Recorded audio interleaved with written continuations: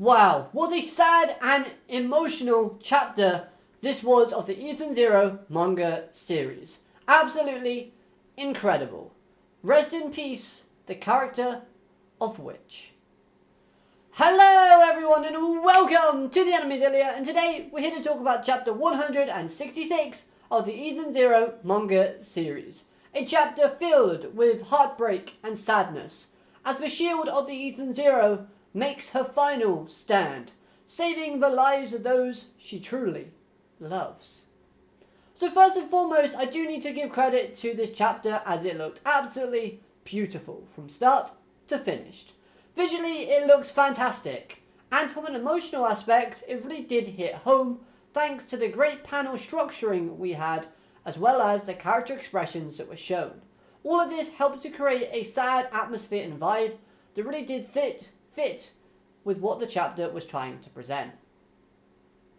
So, in regard to the character of Witch, we continue the theme of motherhood throughout this chapter, as we get a flashback of her holding a baby Shiki. Now, she states in that flashback, or vows even, that she will do everything in her power to ensure that he is safe. Now, this vow carries a lot of weight and conviction in the eyes of Witch, as for the first time in the series, she disobeys an order from Shiki. That's how big of a conviction she has. That's how much she wants to save those she holds dear, those that she loves. However, with that being said, with the character of Witch's magnitude passing away, this is going to massively affect the Ethan Zero, as now they've not only lost their shield, but also a very big commanding presence, as wherever Witch went, she held some authority. When she spoke, people listened. She had a lot of command in her voice. She was a great tactician and strategist, helping the crew out in loads of different situations in the past, ensuring that they take the safest route out of a tricky situation. Her knowledge of the ship and its interior is exponentially better than anybody else's that we have aboard the Ethan Zero at this moment in time. She knows the ship better than anybody else. Now, granted, this particular issue might not be that big of a deal, as I do believe that the four shining stars do share a mental link with each other, meaning if one of them knows something, they all know something.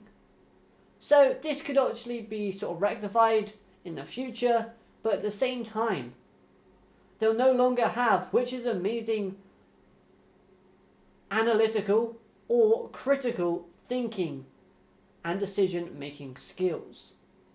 So they are sorely going to be lacking in the defensive department.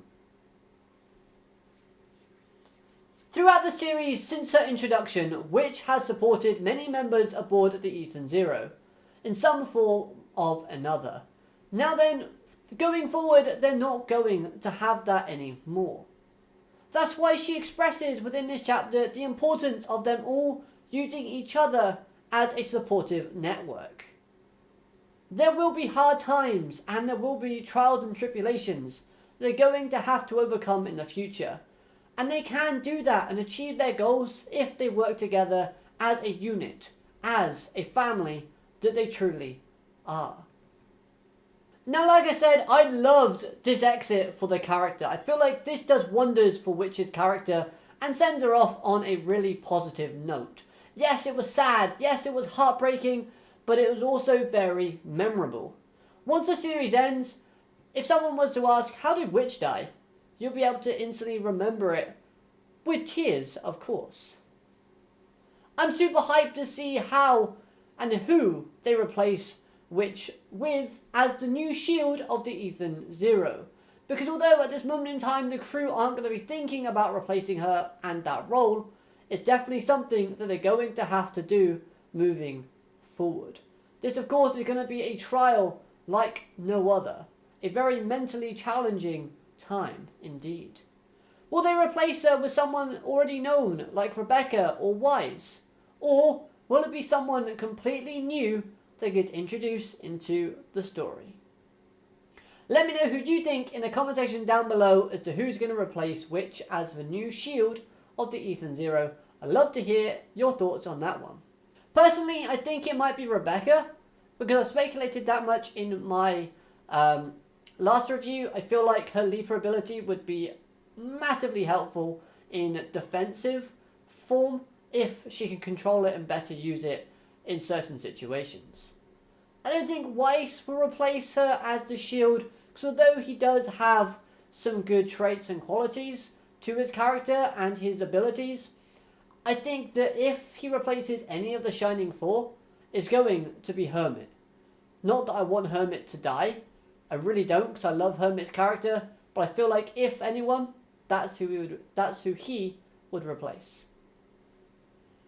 Okay, so moving along now with the panels with Shura and Aija. As these two played with the theme of love yet again, but in a slightly different way. This confession of love from those two was rather random, especially from Shura's perspective, as I don't remember there ever being a mention of him being in love with her or feeling like he's under the effects of the red stream ether gear. Yet, he certainly thinks he was. Strange. I understand what the segment was trying to do in humanizing Shura's character a little bit more. Basically saying his actions up to this point was him acting out because he never truly felt loved. I simply can't imagine a character like Nero, his father, telling him that he actually loves Shura. That just doesn't seem realistic to me at all.